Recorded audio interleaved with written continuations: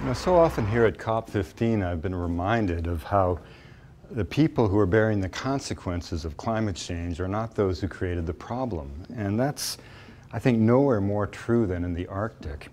And I was thinking just the other night of how I once traveled with an old friend of mine from the Canadian Arctic across Baffin Island and Ellesmere Island and Smith Sound to reach the community of Qaanaaq, which is one of the most northern communities in Greenland.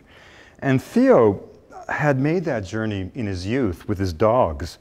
And as we got to the shoreline, he suddenly was looking out the window, and I saw these kind of rivers of tears coming down his face. And first I didn't realize what was wrong with him, but then I did know.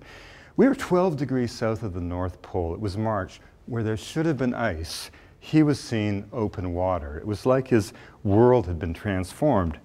And then we got to Qaanaaq, where he had relatives, and we went out hunting with them, and we expected to travel with dogs and sleds, and instead we ended up in open boats in open water. And it was just a kind of a haunting reminder of what they told us, which is that the ice that used to come in September and stay till July now comes in November, and it's gone by March. So it's almost as if their entire world has been cut in half, or at least their ability to live has been profoundly compromised.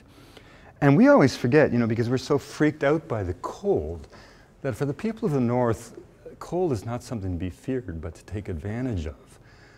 The runners of their sleds, you know, used to be made of fish, 3 Arctic char laid in a row and wrapped in the skin of a caribou hide, and then greased with the stomach contents of the animal.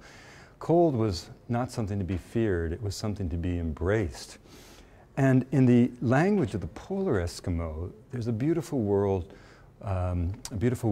called sila, which means, amazingly, it means both weather and consciousness. And that seems to say it all to me, because the idea is that the weather is, in a sense, a projection of the human imagination, in the same way that the consciousness of human beings is so firmly rooted to landscape and a certain spirit of place.